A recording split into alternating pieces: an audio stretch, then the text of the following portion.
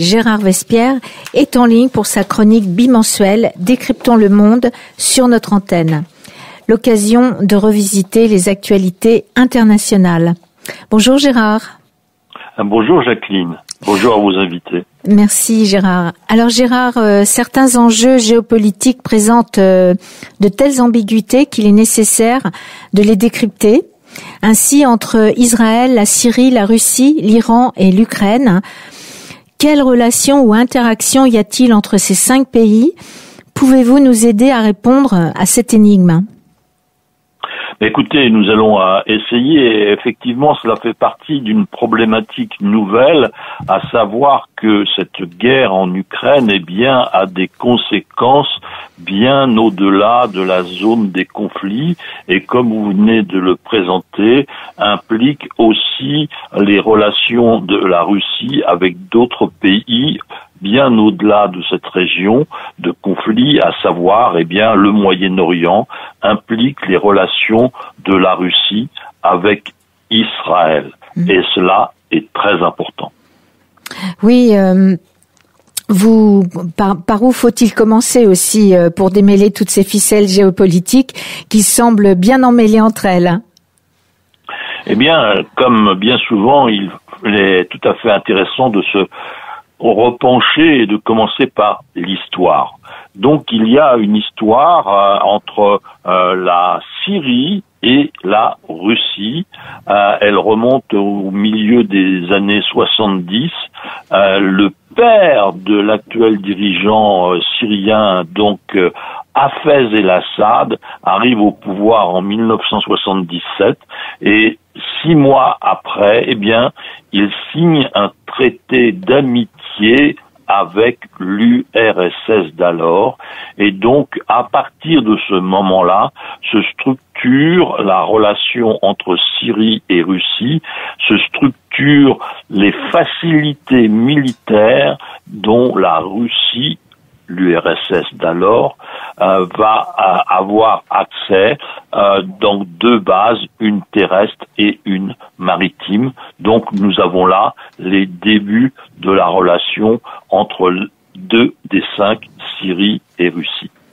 Oui, et puis l'Iran va arriver aussi en début de la guerre de Syrie. Donc on a 3 acteurs. Comment se produit l'arrivée d'Israël?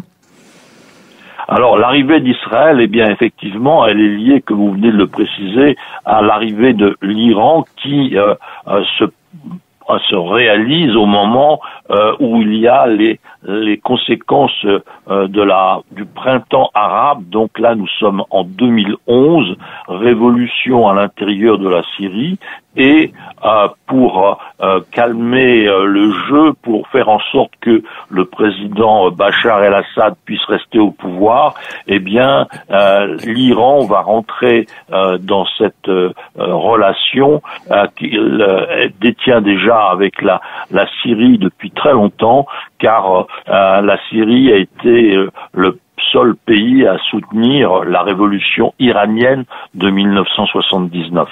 Donc cette implication iranienne en Syrie va bien sûr provoquer l'action d'Israël, puisque déjà au début des années 80, l'Iran a fait naître au Liban le fameux mouvement Hezbollah. Maintenant les Iraniens par leurs milices sont présents en Syrie, donc 2 pays, Liban et Syrie, maintenant ont une influence forte depuis l'Iran, et cela bien sûr inquiète fortement Israël, puisque le pouvoir de Téhéran souhaite la destruction d'Israël, donc s'oppose à l'existence d'Israël. Donc de voir l'Iran si proche de ses frontières va mobiliser toutes les ressources de Tel Aviv. Oui, le Hezbollah, dont on peut dire que c'est le bras armé de l'Iran, peut-être?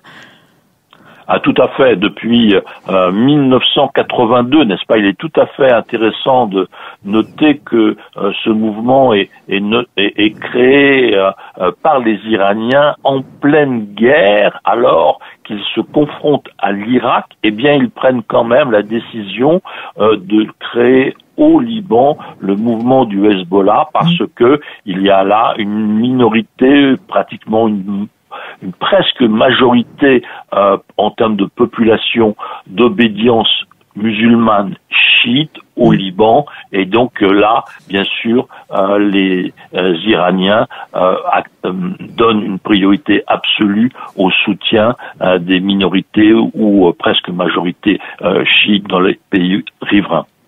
Oui, et alors là, on parlait d'ambiguïté au début de l'entretien. C'est que Israël a besoin que les défenses antiaériennes russes présentes en Syrie regardent ailleurs, ce que fait la Russie, car elle ne souhaite pas non plus vraiment le maintien des Iraniens en Syrie, où elle était seule présente militairement. Ah, absolument. Ça, c'est un ressort diplomatique et stratégique très important. Donc, devant la présence iranienne, Israël a commencé à bombarder des installations et aussi la présence de milices iraniennes en Syrie. Et pour ce faire, effectivement, les Russes qui sont présents, doivent regarder ailleurs.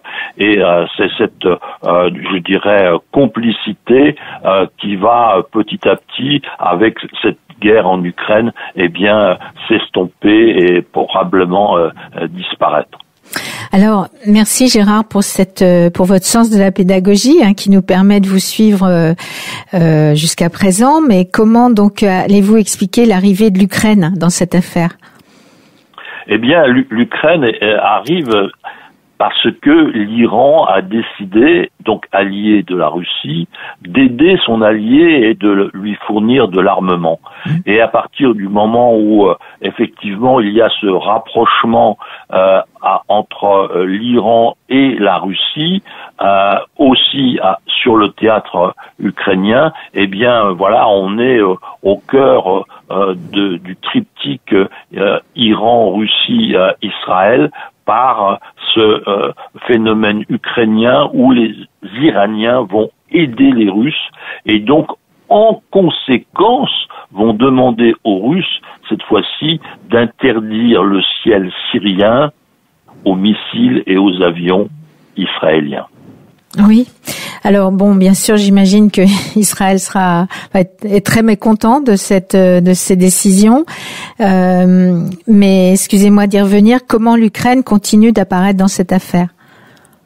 C'est très simple parce que en retour, en réponse au choix totalement pro-Iran de Moscou,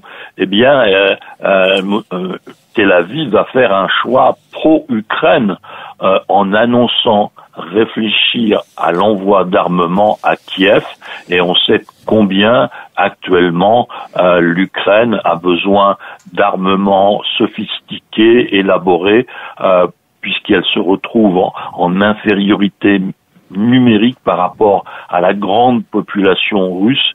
Il y a 145 millions de Russes et 35 millions d'Ukrainiens actuellement dans le territoire. Donc, voyez-vous, il faut combler cet écart par une efficacité technologique militaire.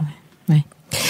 Merci Gérard pour ce grand tour géopolitique où on apprécie toujours votre esprit d'analyse, mais aussi de clarté dans ce grand jeu de billard diplomatique et militaire.